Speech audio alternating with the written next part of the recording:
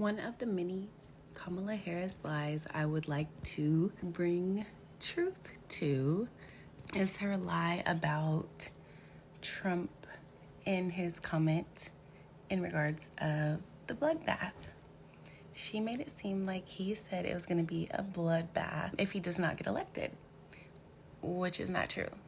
So let's hear what she says. On that point, Donald Trump, the candidate, has said in this election there will be a bloodbath if this and the outcome of this election is not to his liking. Okay, now that you hear what she said, let's hear the whole entire context in which Trump used the word bloodbath. Mexico has taken, over a period of 30 years, 34% of the automobile manufacturing business in our country. Think of it, went to Mexico.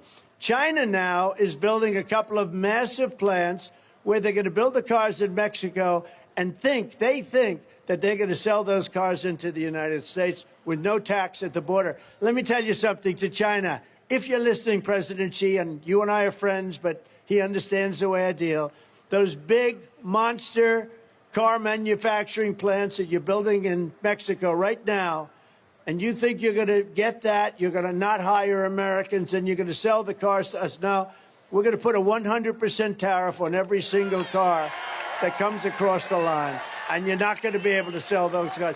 If I get elected, now, if I don't get elected, it's going to be a bloodbath for the whole, that's going to be the least of it. It's going to be a bloodbath for the country. That'll be the least of it. But they're not going to sell those cars. They're building massive factories. As you can see, that's not exactly what Trump meant. There's been many times that people have used the word or the term bloodbath to describe a disaster in when they're speaking on the economy.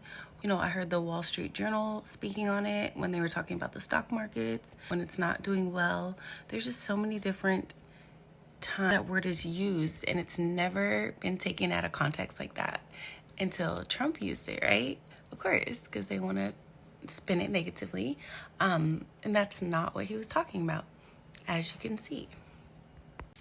So I decided to look the word up myself, and in doing so, I found about 25 articles from around the world that used the word bloodbath. I also found something very interesting that Snopes had on their site, saying that after this whole bloodbath debacle, that the definition of the word bloodbath was changed in Google. I don't know if that's true, but that's kind of crazy. I can definitely see that happening because, you know, they want to rewrite history. So on Snopes, it was shown and proven that a couple days after Trump used the word or the term bloodbath, the definition was changed on Google. So I'll go ahead and post that along with some of the articles that I just randomly found that had the term bloodbath in it. So you can see that it is commonly used. And as you can also see, Trump was not using it in the context of anything negative having to do with him losing the election, because it's not going to happen anyways, but that's beside the point. Once again, you can see that they're liars. They're just trying to manipulate every situation they can, and it's really sad. So I'm going to try to debunk as much as possible. MAGA.